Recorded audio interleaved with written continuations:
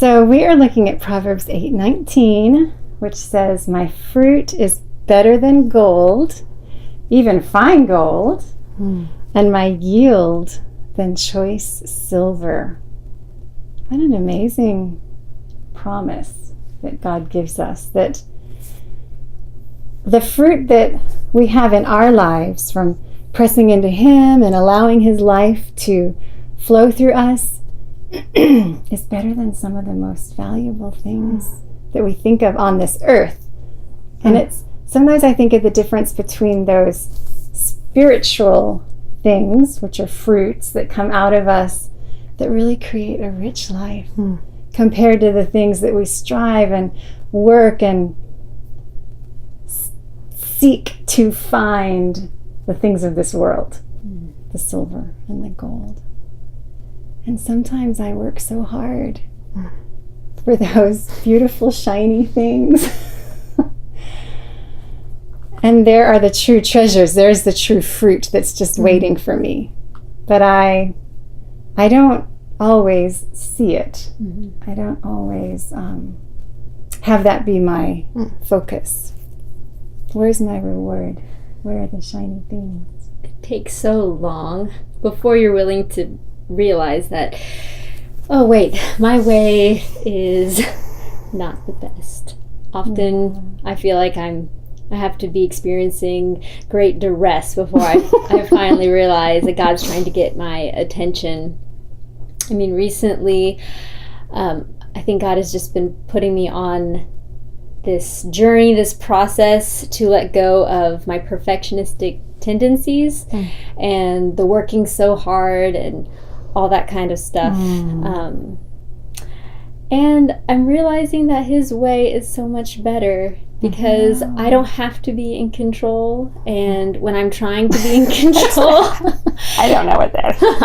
None of us can relate to it. But I'm trying to be in control. It's enslaving. So just that fruit of, I think what God's trying to produce in me, of just that humility to rely on Him. I know that's in the long run is so much better than if He just let me continue to run my show. It's almost like you have to get to the end of yourself. And be willing to just surrender. And what that looks like for everybody is, for those of us who are a little bit more stubborn than others, it takes us hitting our head up against the wall a couple more times maybe than others, but I totally can relate to that.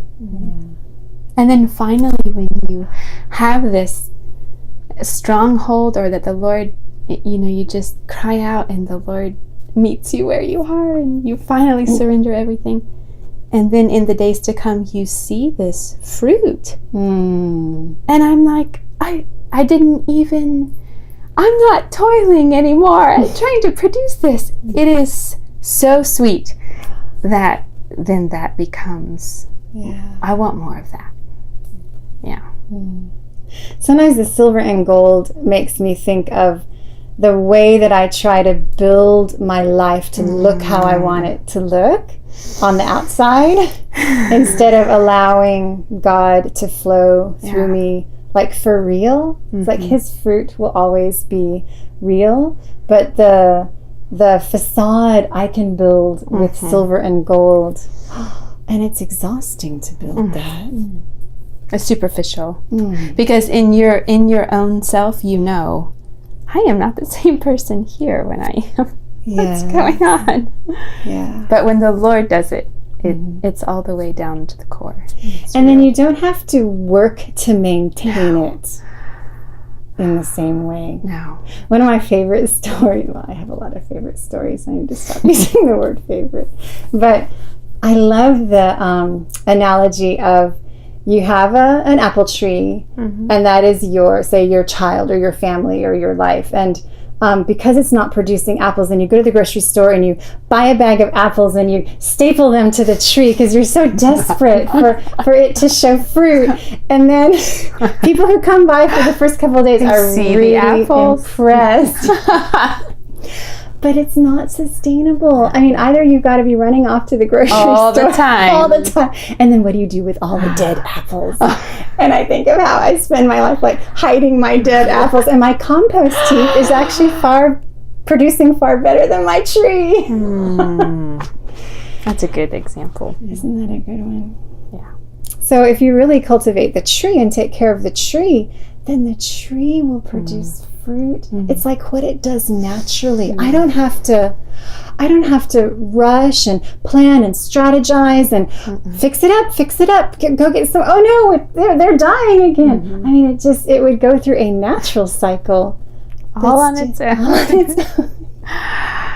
Doesn't that sound lovely? Yeah. Yeah. So we're getting there. Yeah. Yeah.